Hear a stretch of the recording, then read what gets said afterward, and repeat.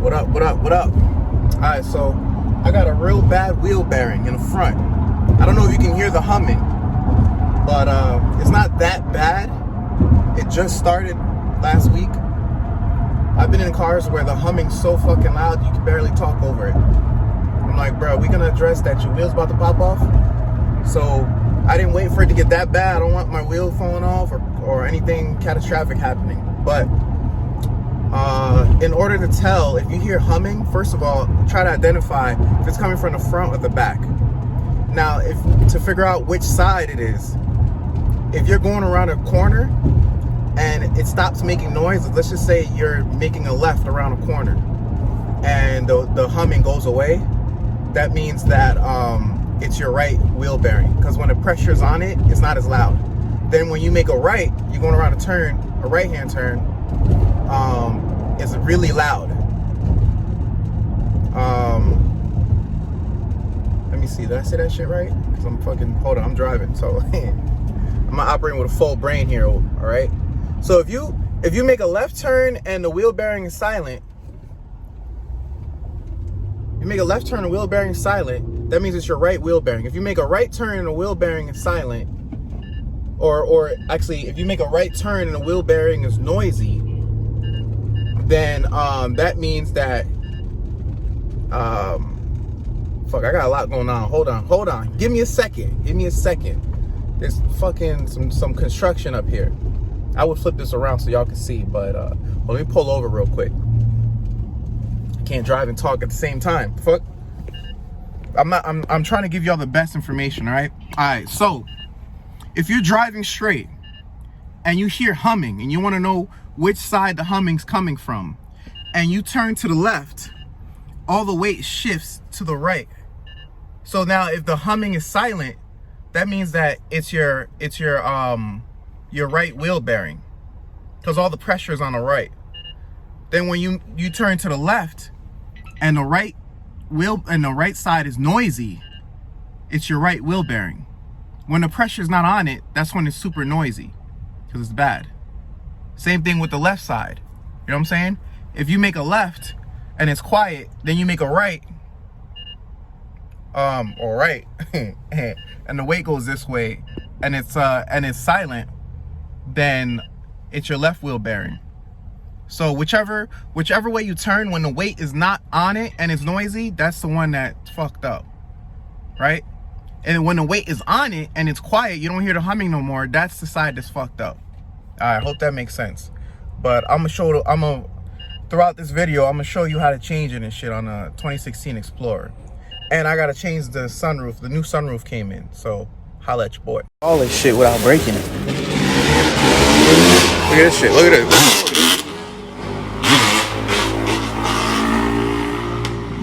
Yeah.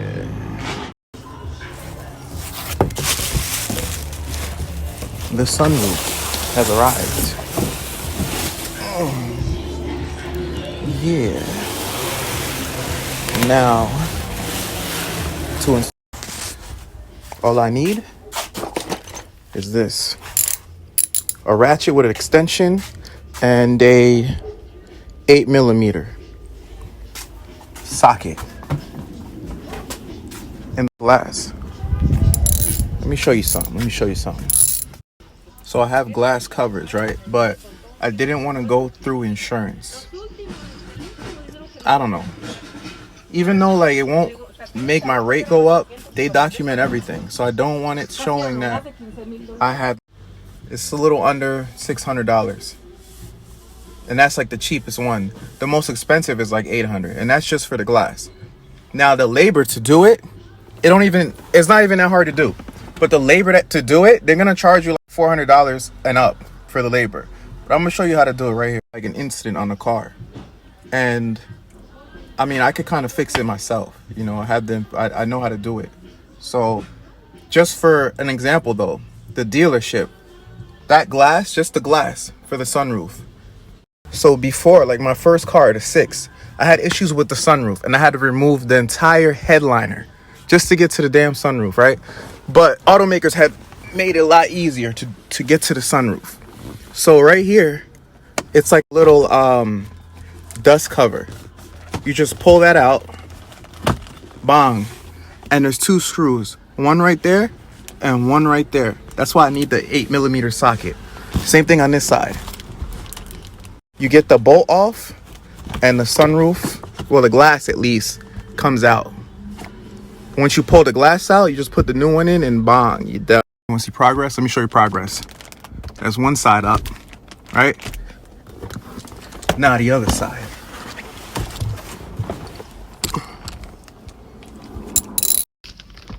Voila. Look at that.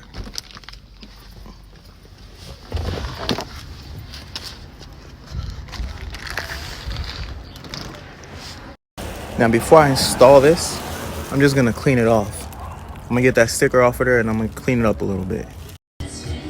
Guys, somebody help me out here. I'm a little confused. What they got against scrubs over there? That don't match. They having like the national cowboy hat reunion over there. What the hell going on? The Association of Rodeo over there. What y'all doing? Alright, so look, I hate when people do this. They put scotch tape on glass. So when you take the tape off, especially if it's been in the sun, it's freaking melted to the glass. And if you just spray Windex or a regular cleaner on it, it don't do nothing. Nice and saturated. And then, carefully scoop it up. You know what I'm saying? And it comes right off. And then obviously it don't come off. You know what I'm saying? Look, it's not doing shit. But if you got like a razor or some shit, be careful though. But saturate it. You don't even need Windex. You could just use water. Just get the afterwards. Make sure you go over it again with the Windex and a rag. Preferably like a microfiber towel or something. You know what I'm saying? But for the reinstall, just put in the same bolts you took out. Except before you tighten them, you finalize them, you got to make sure that the roof is flush with the glass, or else you're going to have a lot of leakage issues, and then also the air, the noise quality. So there I got to push it up higher. This looks kind of flush. Here looks kind of flush. And down there I got to push it down more. Oh shit, they heard me talking shit. Here they come, here they come. Alright, now that it's done, always test it.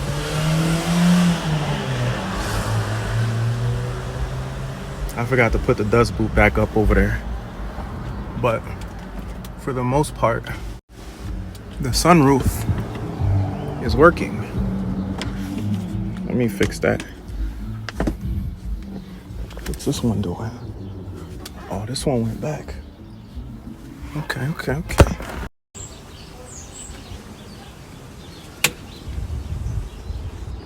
Oh yeah. Now to tilt out. Yup.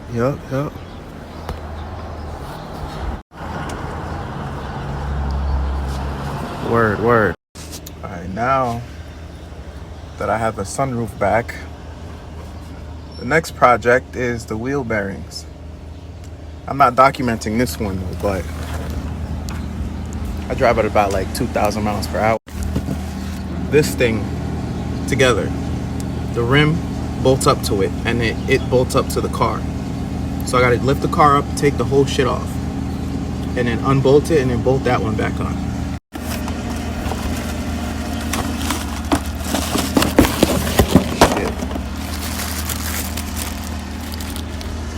This is a wheel bearing. This pretty much is what keeps, when I get on the highway, 3,000. That's a lot of pressure on these wheel bearings. So right now my front wheel bearings are howling. It's really not good. They can actually come off, the wheel can come off the car. So what I'm gonna do right now is change them.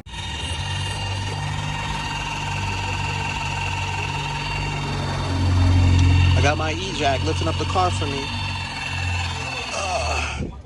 And now I'm gonna put it on the jack stand.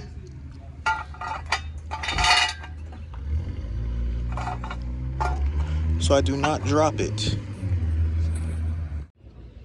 So we are changing the wheel bearing. The whole bearing bolts out, so you don't have to press it on. It's not a press-on bearing.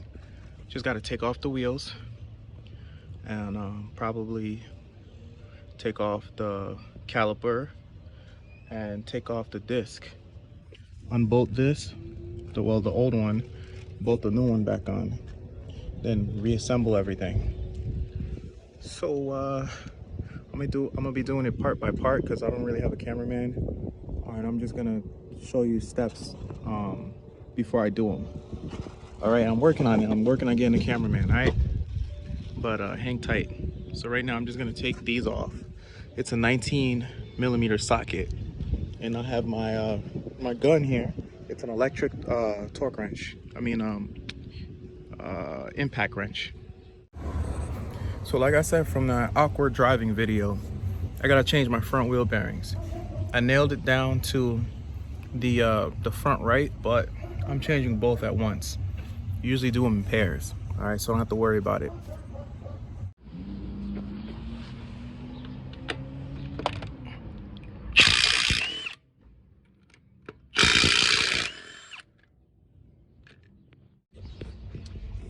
All right, to get the caliper off, you gotta drop the two bolts here. One, there's another one down right under it. And that is a, where's my gun at? That's a 16mm. And then you gotta get something to pry the brake pad up against the pistons to give yourself more room to wiggle the caliper off. See that? Then that'll come off. Then you take this Torx out to get the rotor off. And then all you do is drop these 4 bolts for the wheel bearing assembly. And it just comes right off. You obviously have to unscrew this main bolt for the axle to get it off too. So I'll be right back with all the sizes. All right, the axle nut is a 30mm. The 4 bolts holding us the wheel bearing on is the same 16 that takes off the caliper. So I'm about to just take this whole thing off, and then I'll get back to you once I got everything off. All right, so the gun couldn't get it off. And actually, corrections, it's an 18, not a 16 for the caliper bolt and the wheel bearing bolts. So what I had to do was I had to get it 18mm wrench, and I had to do an old school trick. If I move my finger, you can see. So you put the wrench on it like this, and then for leverage you get another wrench, and then you just hook it. I got it backwards. You got to hook it in the correct direction where it locks. So pretty much, okay, well, this like this, except I'm tightening it now. But I just flip it around, and then, you know, you understand, it'll be loosening it. So I had to do that to crack them loose. Now I'm gonna use the gun again to get them all the way off. And then like I said, this is 30mm, and I just got to get this Torx to get the rotor off. All right, so this is a T40 for the bolt for the rotors.